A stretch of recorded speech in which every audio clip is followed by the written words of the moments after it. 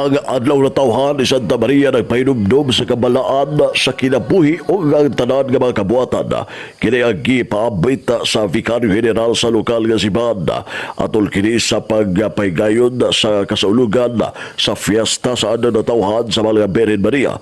Gipanayag ni Monsignor Maximino Naronjier nga ang adlaw na tawhan sa mahal nga Birhen Maria mo'y nag-abli sa adlaw sa atong kaluwasan kay kini si Santa Maria man ang nahimong tabernakulo sa taguag ka sa Ginoo nga nagpakatao nga gitawag ni Monsignor naron Ifata. Sumala pa nini ato sa kasaulugan sa fiesta sa Talairon, Oroqueta City sa paghandom sa adlaw na tawhan sa mahal nga Birhen Maria o nga parokya ni Santa Maria sa Tagum City kag hapon nga mipahigayon sa mga pagpanguna sa kasaulugan sa fiesta sa adlaw na tawhan nga gisaulog sa mga parokya giyatagan og pagtagad ni Monsignor naron nga ang kasaulugan sa adlaw na tawhan sa mahal nga Birhen Maria nagpahinumdum sa kabalaan sa kinabuhi o sa tanan nga kabuhatan nga naghatag pagtulunan ilabi na sa mga magtiayon nga ang ilang buhat pinasubay nga bukas alang diha sa kinabuhi.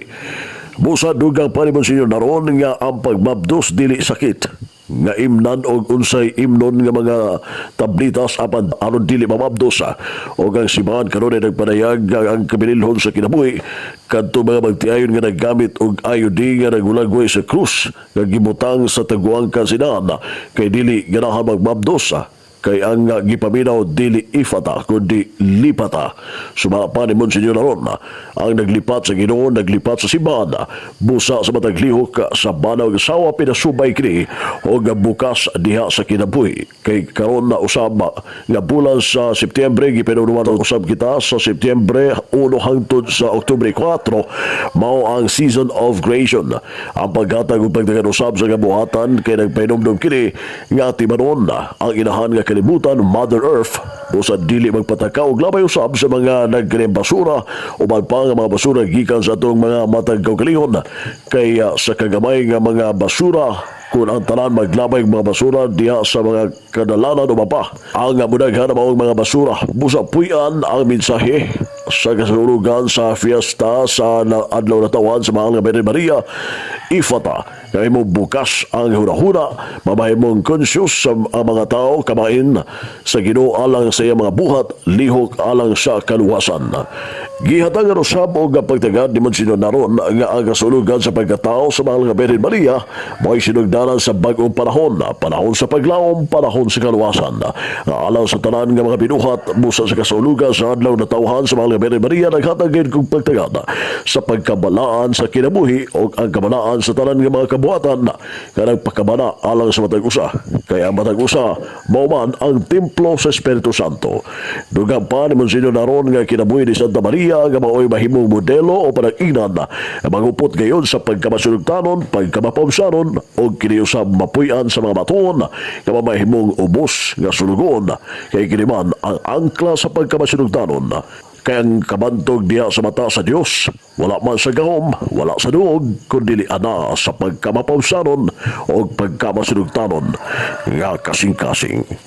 Ano yan tabi kamaypayag sa Vicario General sa Archdiocese of Ozamis sa Monsignor Maximino Boy Naronjier at ulit sa Santos Gamisa sa kasulugan sa adlaw na tawhan sa mahal nga Birhen Maria o ang kasulugan nga gihimo dito sa Talairon ni ato adlaw nga Sabado kagahapon nga adlaw diha sa Santa Maria, Tagum City.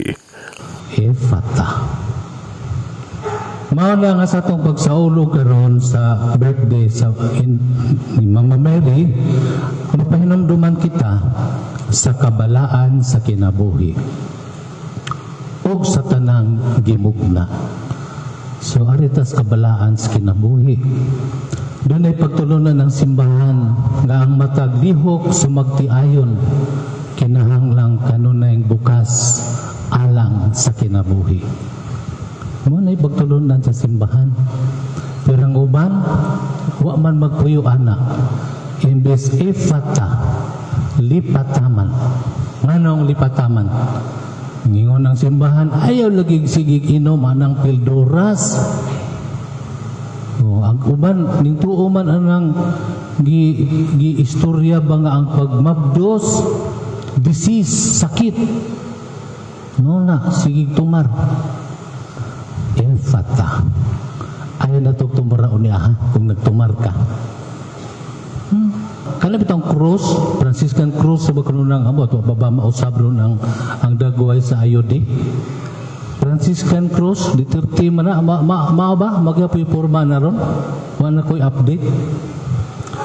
Nagibutangan man na krus ng imong taguangkan. Diba? Kaya dili ganahan magmapdos. Kaya ang imong gipaminaw, lipat ta. Ang Vicario General sa Archdiocese of Ozamis Monsignor Maximino Boy Rangier ato sa kasulugan sa adlaw na tawhan sa Malaga Birhen Maria ang pagsaulog sa fiesta sa adlaw na tawhan sa Malaga Birhen Maria.